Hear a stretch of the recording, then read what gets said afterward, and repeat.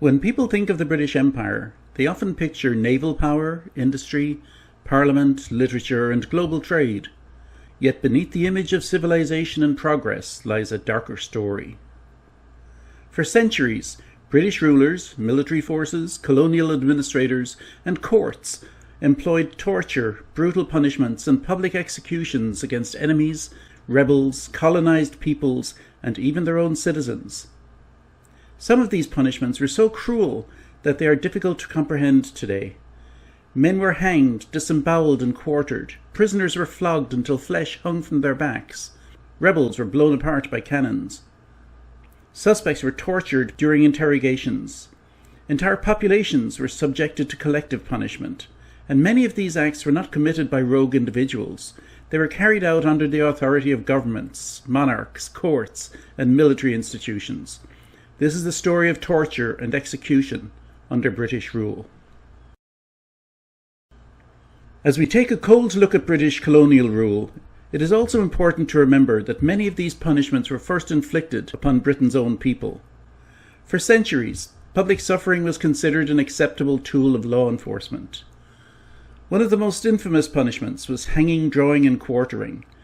Used against men convicted of treason from the 13th century until 1870, victims were dragged through the streets, hanged almost to death, disemboweled while still alive, and finally cut into pieces. One well-known victim was William Wallace in 1305. His execution became a model for how the English crown dealt with perceived traitors. Let's pause for a moment, though, and understand what the Treason Act of 1351 identified as high treason, for which such a punishment was due. The Act declared that a person had committed high treason if they were compassing or imagining the death of the king, his wife, or his eldest son and heir. Imagining. Violating the king's wife, his eldest daughter if she were unmarried, or the wife of his eldest son and heir. Levying war against the king in his realm. Adhering to the king's enemies in his realm, giving them aid and comfort in his realm or elsewhere. Counterfeiting the Great Seal or the Privy Seal or the king's coinage.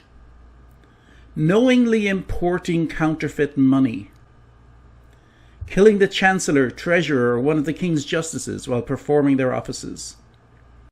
Notice how much of this law was written to do with the king's death, the king's wife, the king's son, the king's daughter, the king, the king, the king. One insidious little detail, which is documented in the execution order of Edward Stafford in 1521, is that being hanged, drawn, and quartered also meant that just before your bowels were removed, your penis was cut off and burnt in front of you. Emasculation was a principal aim of the execution method, along with the complete dehumanization of the entire act. And people gathered in their hundreds, thousands even, to watch such a thing. Can you imagine? A variation to this punishment was burning at the stake, often used against women convicted of treason, primarily out of modesty and the fact that there was no penis to remove. The practice was formally abolished in 1790. Even so, public executions themselves remained common until 1868. Crowds often gathered by the thousands to watch. Executions became public spectacles, combining entertainment, intimidation, and state power.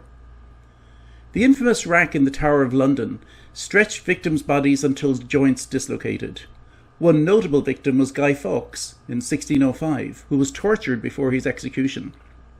Rather than just glibly refer to the rack in this manner, let's pause for a moment and provide some detail of Guy Fawkes' execution. King James I personally authorised the use of the rack to break Guy Fawkes' silence regarding the 1605 gunpowder plot. Placed in the Tower of London, his limbs were slowly stretched in opposite directions to inflict excruciating pain and dislocate joints. This forced confession yielded the names of his co-conspirators. The interrogation and use of the rack on Fawkes included the following details. Firstly, the royal warrant.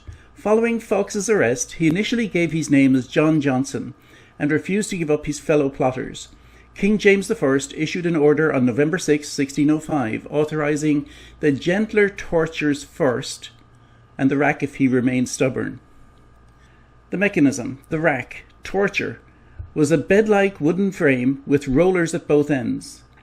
Ropes were tied to the prisoner's wrists and ankles, and torturers used cranks to slowly pull the body to its physical limits, frequently tearing muscles and dislocating the hips, knees, and shoulders. Physical evidence. The agony of the rack is documented by his signatures. His signature on a confession on November 8th was scrawled and barely legible, pointing to severe nerve and soft tissue damage. What kind of mind goes to sleep at night and dreams this kind of stuff up? This is psychopathy in the extreme in today's world, yet totally acceptable to the British Empire at this time. The legal use of torture gradually declined during the 1600s, although harsh imprisonment punishments continued long afterwards.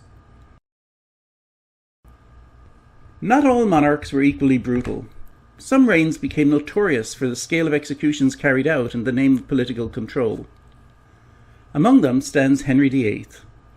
During his reign, from 1509 to 1547, historians estimate that tens of thousands were executed under various criminal laws. The exact number remains debated. Henry's government executed religious dissenters, political rivals, nobles, clergy, and common citizens. Among the most famous victims were two of his wives, Anne Boleyn in 1536 and Catherine Howard in 1542. The king's break with the Catholic Church created a climate in which disagreement could become a capital offence. The message was clear. Authority would be maintained through fear. The execution of his wives became a simple method for him remarrying, and is one of history's starkest and best-known examples of regal despotism documented and accepted as fact. But the British abuse and evil extended far beyond their shores, becoming a key mechanism by which they established and maintained an empire. Ireland. Our story begins with their nearest neighbour, Ireland. Ireland experienced around 8 centuries of British domination and repeated military repression. One of the darkest periods came during the campaign of Oliver Cromwell in 1649. At Drogheda, in September 1649, Cromwell's forces killed large numbers of soldiers after the town surrendered. Many civilians also died during the broader campaign. The massacres at Drogheda and Wexford became symbols of English brutality in Irish historical memory. Let's pause on that for a moment and explain. Cromwell's forces killed approximately 2,800 to 3,500 people at the Siege of Drogheda in September 1649. The vast majority of the casualties were Royalist and Irish Confederate soldiers. While historical and contemporary accounts differ, modern consensus categorises the death toll into these key specifics. Total killed. Historians generally agree that roughly 3,500 people were killed following the town's capture. Approximately 2,700 to 2,800 were soldiers who were either killed during the assault or executed after surrendering. The remaining 700 to 800 casualties are estimated to be civilians, including Roman Catholic priests and friars. The Quarter. Under the rules of 17th century warfare, a garrison that refused a summons to surrender and was taken by storm was not entitled to mercy or quarter. Cromwell ordered his men to put those in arms to the sword, a directive that led to the heavy toll at Siege of Drogheda. St. Peter's Church. One of the most infamous instances of the slaughter happened when Cromwell's troops burned down St. Peter's Church, where about 1,000 people had fled for safety. Cromwell's actions at Drogheda have generated intense historical debate, with some viewing the event as an atrocious war crime and others looking to contextualise it within the brutal rules of engagement of the era. During the failed Irish Rebellion of 1798, suspected rebels were subjected to floggings, pitch-capping and summary executions. Pitch-capping involved forcing a tar-covered cap onto a victim's head and tearing it away once it cooled, along with skin and hair. The British general in charge of Ireland at the time, General Lake, believed that this was a suitable torture method and encouraged its use throughout Ireland prior to the actual launch of the rebellion. British forces and local militias used the method to extract information and terrorise communities. Floggings by his men were generally performed in a public setting, where the person being flogged were tied naked to maximise the humiliation suffering, and locals, including children, were forced from their homes to bear witness to the floggings.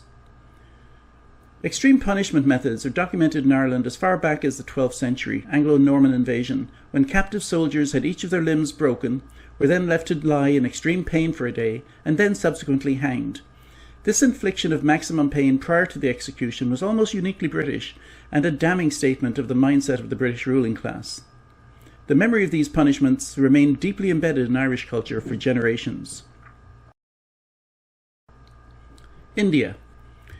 In India, one of the most notorious episodes occurred during the Indian Rebellion of 1857. After British civilians were killed during uprisings, British authorities launched severe reprisals. One punishment in particular became infamous throughout the world: blowing from a gun. Prisoners were tied directly to the mouths of cannons. The cannons were then fired. The victim's body was torn apart instantly. Although this method had existed in South Asia before British rule, British forces broadly employed it during the suppression of the rebellion in 1857 and 1858. Contemporary advisors describe rows of prisoners executed in this manner. Can you imagine the terror it instilled on those about to be executed? Think about that one. Mass hangings were also carried out, oftentimes without any evidence of wrongdoing, merely its assertion or suspicion. Entire villages suspected of supporting rebels sometimes faced collective punishment. British newspapers of the era occasionally celebrated these actions as necessary acts of imperial justice. Today they are widely regarded as examples of extreme colonial violence and would be prosecuted as war crimes. China. British involvement in China is often remembered through the Opium Wars. The First Opium War occurred between 1839 and 1842, and the Second Opium War followed from 1856 to 1860. Again, let's pause to understand what these wars were. The First Opium War, 1839 to 1842, the cause: British merchants sought to balance their massive trade deficit with China, caused by the British public's insatiable demand for Chinese tea, by illegally smuggling opium grown in India into China. This resulted in widespread, debilitating addiction. When Chinese Imperial Commissioner Lin Zhejiu seized and destroyed thousands of chests of opium to enforce the ban, Britain retaliated militarily. The result? China's antiquated military was easily defeated by the advanced British Royal Navy. The war ended with the Treaty of Nanjing, forcing China to pay a massive indemnity, open 5 treaty ports to foreign trade, and cede Hong Kong to the British. The Second Opium War, 1856 to 1860. The cause? Unsatisfied with the trading privileges they had gained, and eager to secure more territory and diplomatic equality, Great Britain, this time allied with France, launched a second conflict, also known as the Arrow War. They utilized minor diplomatic and trade disputes as a pretext to escalate hostilities. The result? Foreign forces captured Beijing, burning down the Chinese emperor's summer palace. Although further unequal treaties such as the Treaty of Tianjin and the Convention of Peking, the foreign powers demanded the legalization of the opium trade, the opening of more ports, free travel for Christian missionaries, and a cessation of the Kowloon Peninsula to Britain. Historical impact. The Opium Wars are widely considered by historians to be the beginning of Chinese century of humiliation.